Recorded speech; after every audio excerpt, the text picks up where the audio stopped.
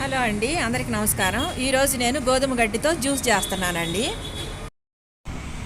10 hours గోధుమలు నానబెట్టుకోవాలండి. నానబెట్టుకున్న తర్వాత ఒక క్లాతులు అవి వేసి మూట కట్టి పెట్టేసుకుంటే ఇలా మొలకలు వచ్చేస్తాయండి ఒక్క రోజుకి.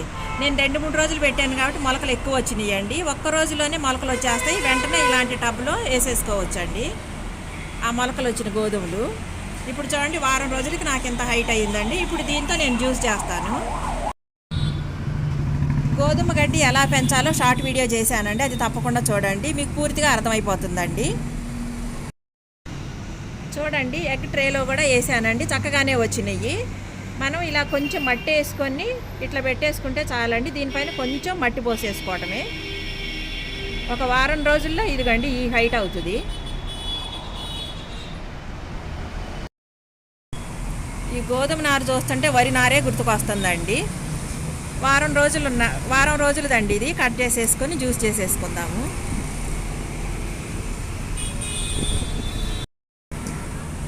ఇలా వారం రోజులదైతేనే జ్యూస్ బాగుంటుందండి. ఆకు లేతగా ఉంటుంది కదండి.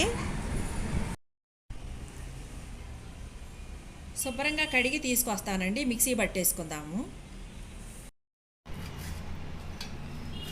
సన్నగా కట్ చేసి మిక్సీ పట్టేసుకుందామండి.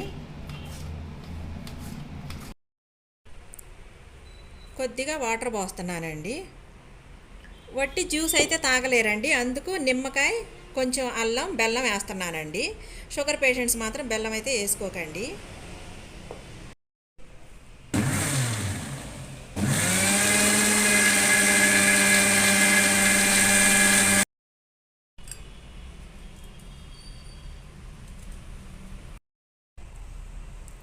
అల్లం బెల్లం వేసానండి. నిమ్మరసం కూడా పిండుకుందాము.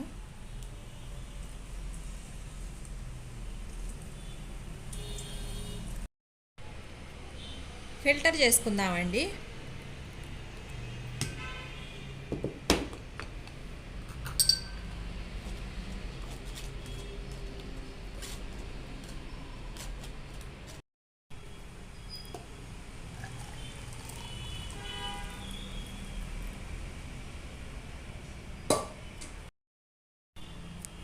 నురుగుతో తాగటం మంచిది కాదండి, అందుకు నురుగు తీసేసుకుందాము.